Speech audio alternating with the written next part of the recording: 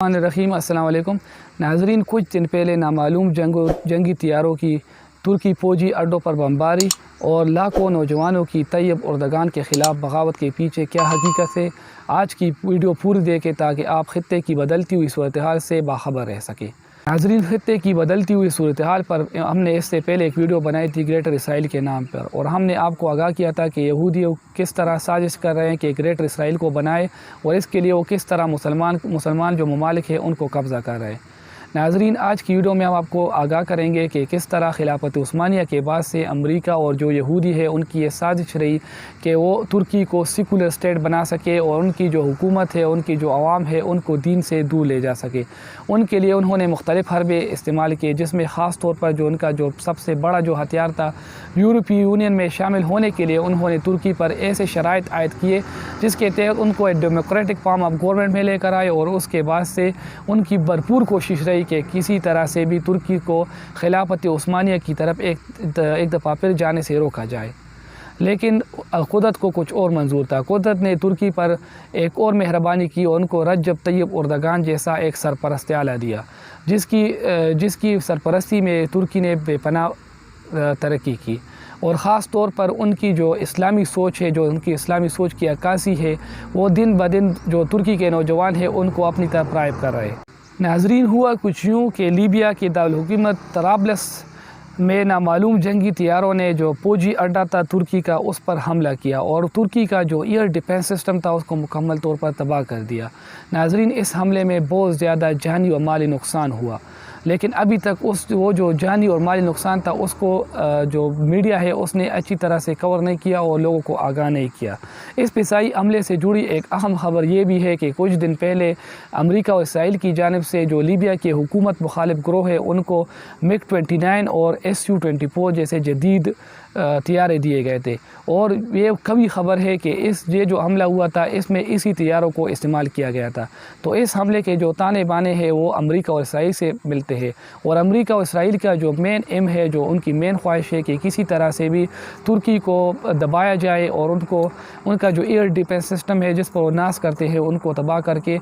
तुर्की का जो defence system है उसको तबाह किया जाए और तुर्की को ये बावर करवाया जाए कि उनके मुकाबले नहीं आ सकते। नाजरीन, अमेरिका और इसराइल जो पाकिस्तान और तुर्की के दरमियान जो कुर्बतें बढ़ रही हैं उनसे बहुत ज़्यादा खौफज़दा है, क्योंकि तुर्की और पाकिस्तान के जो अवाम है वो भी एक दूसरे के लिए अच्छे जज्बात रखते हैं, और ख़ास तौर पर जो तुर्की की जानिब से पिछले कुछ माह में पाकिस्तान को 4 जदीद बहरी जहाज़ दिए गए, और इसके अलावा जो तुर्की का जो एर्तगुल नामी ड्रामा है उसकी पाकिस्तान में भरपूर पजीराई हुई, जिससे पूरी दुनिया के जो यहूदी है वो इससे खौफज़दा है, क्योंकि मुसलमान जो नौजवान है उनमें जज्बा जिहाद बढ़ रहा है, और इसी जज्बा जिहाद को दबाने के लिए उन्होंने भरपूर कोशिश की। जिस तरह 9/11 के बाद उन्होंने भरपूर कोशिश की कि मुसलमानों को दहशतगर्द साबित कर सके,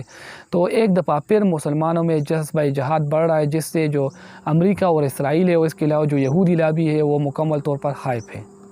वाज़ेह रहे कि इससे पहले भी एक फ़िज़ाई हमला सीरिया की जानिब से तुर्की पर हुआ था, जिसमें तुर्की के 20 फ़ौजी शहीद हुए थे, और तुर्की ने फिर इसका बदला भी लिया था जब उन्होंने 3 Su-24 तैयारे गिर कर तबाह कर दिए थे। अब जो ये हालिया हमला हुआ है, इसके बाद जब तुर्की की खामोशी टूटेगी तो आपको पता है कि ये ख़दशा है कि तुर्की और अमेरिका व इसराइल के दरमियान एक और जंग छिड़ सकती है। इसकी वजह यह है कि तुर्की ने ना सिर्फ लीबिया बल्कि शाम और फ़लस्तीन में भी जो इसराइली तसल्लुत है उसको यकसर मुस्तरद कर दिया था, वो इस चीज़ को मानते ही नहीं। एक दफ़ा फिर अमेरिकी और इसराइल की साजिश के ज़रिए वो तुर्की के जो नौजवान हैं उनको उकसाया जा रहा है, उनको अपने ही हुकूमत, अपने ही मुल्क और अपने ही सिस्टम के ख़िलाफ़ उकसाया जा रहा है। और जो जर्मन जर्नलिस्ट हैं उनके रिपोर्ट के मुताबिक तुर्की के जो नौजवान हैं वो अपनी हुकूमत से नाला हैं, वो तंग आ चुके हैं, वो रजब तैयब अर्दगान की हुकूमत से छुटकारा चाहते हैं, वो इस हुकूमत का ख़ात्मा चाहते हैं। आपको ये भी याद रहे कि इससे पहले भी अमेरिका और इसराइल ने ये साजिश की थी तुर्की नौजवानों को उकसाने की, लेकिन उसको तुर्की नौजवानों ने रद्द कर दिया था, उन्होंने बगावत के इस रास्ते को नहीं अपनाया। इंशाअल्लाह अगर अल्लाह ताला ने चाहा तो इस दफ़ा भी इस्लाम की दुश्मनों की वो मुँह की खानी पड़ेगी, और